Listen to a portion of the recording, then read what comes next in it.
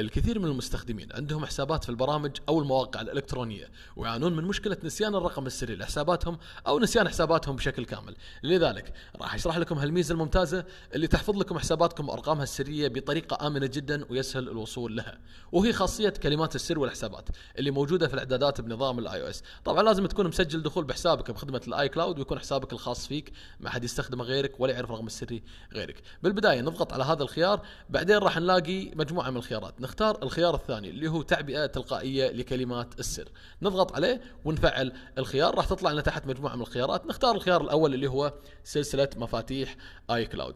الحين ندخل على أي برنامج أو أي موقع، مثلا بدخل على موقع الانستغرام في سفاري واروح لصفحة تسجيل الدخول، احط اليوزر نيم مالي واحط الباسورد واضغط على تسجيل الدخول. اذا ضغطت على الخيار تسجيل الدخول راح يطلع لي تحت مثل ما انتم شايفين خيار حفظ كلمة السر، اضغط عليه.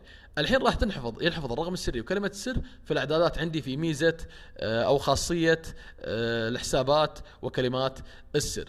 لو رجعنا للاعدادات ودخلنا على هذا الخيار راح نلاقي الحساب محفوظ من ضمن مجموعة من الحسابات كبيرة انا حافظها، او اذا كان اول حساب راح الاقيه بسهولة موجود. واقدر من خلال هذه القائمة ان في خيار البحث فوق اقدر ابحث، مثلا والله عندي مجموعة كبيرة من الحسابات، اكتب مثلا فوق بالبحث انستغرام راح يطلع لي الحسابات مالت الانستغرام، او اكتب بالبحث مثلا تويتر او اي برنامج جانبي راح يوصلني بسرعة للحساب مالي. ومو بس، ايضا اقدر احفظ الكلمات السر والحسابات، بعد ما احفظهم ايضا اقدر اسوي تسجيل دخول تلقائي للموقع. ادخل على الموقع طبعا واروح خانة تسجيل الدخول، اضغط على خانة اليوزر نيم، الكيبورد تحت راح يعطيني اختصار يقول لي ان عندك الحساب الفلاني تبي تدخل فيه، اضغط عليه راح ياخذ بصمة وجهك وراح يحط اليوزر نيم مالك والباسورد تلقائيا، انت بس اضغط تسجيل دخول وراح يدخلك على طول على حسابك.